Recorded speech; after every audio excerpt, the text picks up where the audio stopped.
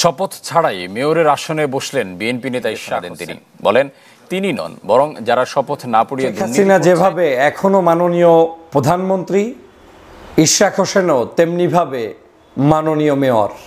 শেষে ইশরাক চৌধুরী মেয়রের ক্ষমতা পেয়েই গেল। সুপ্রিয় দর্শক শ্রোতা, আসসালামু আলাইকুম।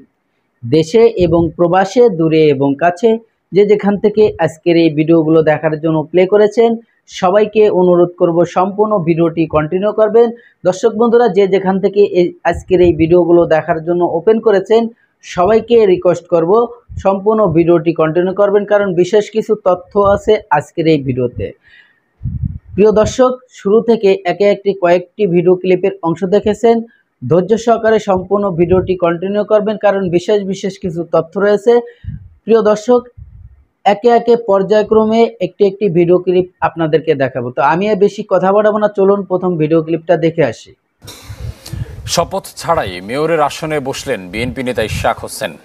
ঢাকা দক্ষিণ সিটি কর্পোরেশনের বর্জ্য ব্যবস্থাপনা নিয়ে মতবিনিময় সভায় প্রধান অতিথি হিসেবে দিক নির্দেশনা দেন তিনি।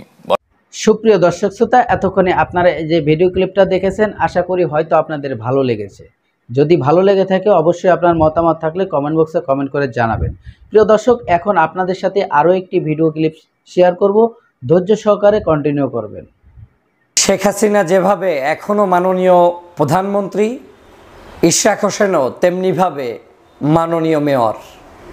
আপনারা জানেন যে 5ই আগস্টের পতনের পরে শেখ হাসিনাকে কেউ বিনা আইনে, আইন কানুনকে তোয়াক্কা না করে বাংলাদেশ থেকে পালিয়ে যাওয়ার পরেও এই পলাতক নেত্রীকেই মাননীয় প্রধানমন্ত্রী বলে সম্বোধন করছেন। শুধু কেউ করছেন না, স্বয়ং শেখ হাসিনাই কোনো দেশের কাছে চিঠি লিখলে, কারো শোক দিবস জানাতে গেলে কিংবা কোনো বিবৃতি দিতে গেলে সেখানে উল্লেখ করেন এখনও তিনি বাংলাদেশের মাননীয় প্রধানমন্ত্রী। এমনকি তিনি লাইভে আসেন তার পেজে, তার বিভিন্ন পোস্টে, সেখানে তার গবেটগুলো উল্লেখ করে তাকে মাননীয় প্রধানমন্ত্রী হিসাবে।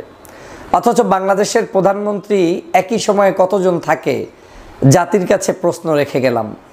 শেখ হাসিনা বাংলাদেশ থেকে পালিয়ে যাওয়ার পরে এখনও কিভাবে প্রধানমন্ত্রী থাকে, এবং তিনি এখন পর্যন্ত যদি প্রধানমন্ত্রীই থাকেন, তাহলে মাননীয় প্রধানমন্ত্রী কেন বাংলাদেশে নেই, সে প্রশ্ন আপনাদের কাছে রেখে গেলাম।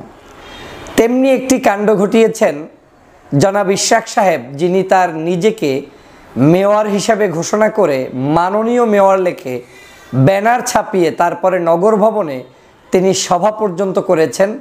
তার বিভিন্ন লোকদেরকে নিয়ে সেখানে বসিয়ে বিভিন্ন দিক নির্দেশনা পর্যন্ত দিয়েছেন, যেটা অত্যন্ত দৃষ্টিকটু, আমাদের কাছে চরমভাবে ধৃষ্টতা, এবং আমার কাছে মনে হয়েছে বাংলাদেশের রাজনীতিতে একটি কলঙ্কজনক অধ্যায় তিনি রচিত করেছেন। আমি এই মেয়র ইশরাক সাহেবের পক্ষে ভিডিও করে বক্তব্য দিয়ে, এমনকি তার যখন যমুনার সামনে তিনি আন্দোলন করেছেন সেটাকেও কিঞ্চিত সমর্থন জানিয়ে আমি তার মেয়রটাকে পক্ষেই রায় দিয়েছিলাম। কেন দিয়েছিলাম? আমার কাছে মনে হয়েছে চট্টগ্রামের সিটি কর্পোরেশনের মেয়র ডাক্তার শাহাদাত সাহেবকে যেই আইনের ভিত্তিতে দেওয়া হয়েছে, এই একই আইনে ঢাকা সিটি কর্পোরেশনের মেয়র সাদেক হোসেন সাহেবের সন্তান ইশরাক সাহেবকেও দেওয়া উচিত, এবং পাশাপাশি শুধু তাদেরকেই না, চরমনায়ের পীর সাহেবের ভাই এবং ইসলামী আন্দোলন বাংলাদেশের সিনিয়র নায়েবে আমির, বরিশাল সিটি কর্পোরেশনের মেয়র প্রার্থী জনাব মুফতি ফয়জুল করিম সাহেবকেও মেয়র হিসেবে দেওয়া উচিত ছিল। কেন বলেছিলাম সেই সময় দেওয়া উচিত ছিল? এর অন্যতম কারণ হচ্ছে সরকার একটি জায়গায় দিয়েছে, এবং সেই একটি জায়গায় দেওয়ার কারণে বাকি দুটি জায়গায়ও তাদের প্রাপ্যতা রয়েছে। কিন্তু আমি তাদের প্রতি সেই সহানুভূতি জানিয়ে বক্তব্য দিয়েছি, বিবৃতি দিয়েছি, চরমনায়ের পীরের পক্ষে তখনও বলেছি, এখনও বলছি, যদি সরকার ইশরাককে মেয়র দেয়, অবশ্যই চরমনায়ের পীরের ভাইকেও মেয়র দিতে হবে। সেখান থেকে আমি কিঞ্চিত সরছি না। কিন্তু আজ বলছি ইশরাক সাহেবের অতিরঞ্জিত বাড়াবাড়ির বিষয়টি নিয়ে, যেটা আমাকে চরমভাবে কষ্ট দিয়েছে, এবং বিবেকের তাড়নায় আপনাদের সামনে কথা বলতে এসেছি। আপনার কাছে মেয়রটা অনেক বড় একটি পদ মনে হচ্ছে, তাই তো?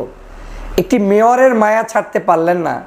রাষ্ট্রের আইন কানুন তোয়াক্কা না করে আপনি নিজে মাননীয় মেয়র বলে নগর ভবনে আপনি সমাবেশ করলেন, সভা ডাকলেন, এবং সেটা আবার আপনার শুভানুদ্দায়ীরা প্রচার করছেন।